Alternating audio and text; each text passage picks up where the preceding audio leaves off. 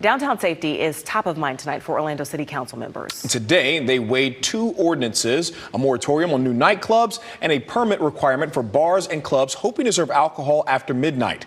WESH News' Amanda Dukes joins us live after hearing the passionate discussion today. And Amanda, what are people saying?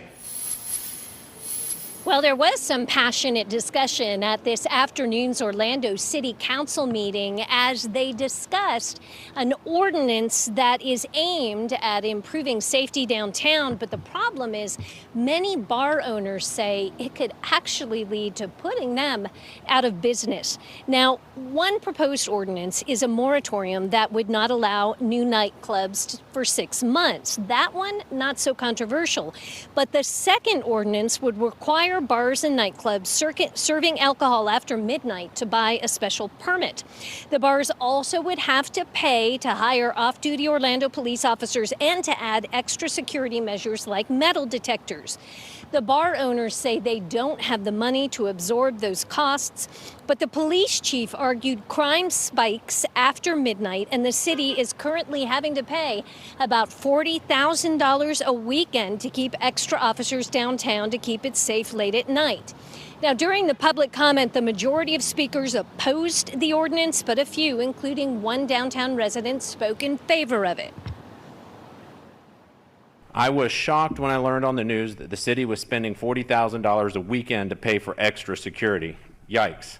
Why should I, as a taxpayer in the city, pay for extra security needed for a downtown establishment? You're asking a small segment of the business to bear the brunt of the costs associated with hiring off-duty police force at a more overtime rate of the average officer plus a 10% administration fee. If this is truly a safety issue with no end in sight, then why are we not hiring permanent police officers at a fraction of the cost? What the bar owners say they want is to have these two ordinances tabled and have more time to come together with the city to talk about the best way to move forward making downtown safe. But city officials are communicating a sense of urgency, saying there is a desperate need to improve the safety downtown now.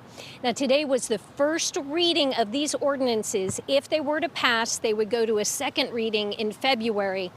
City officials are discussing their vote right now. My colleague Luana Munoz is upstairs in the City Council chambers. We'll have a full day update for you live on WESH 2 News at 6. Live in downtown Orlando, Amanda Dukes, WESH 2 News.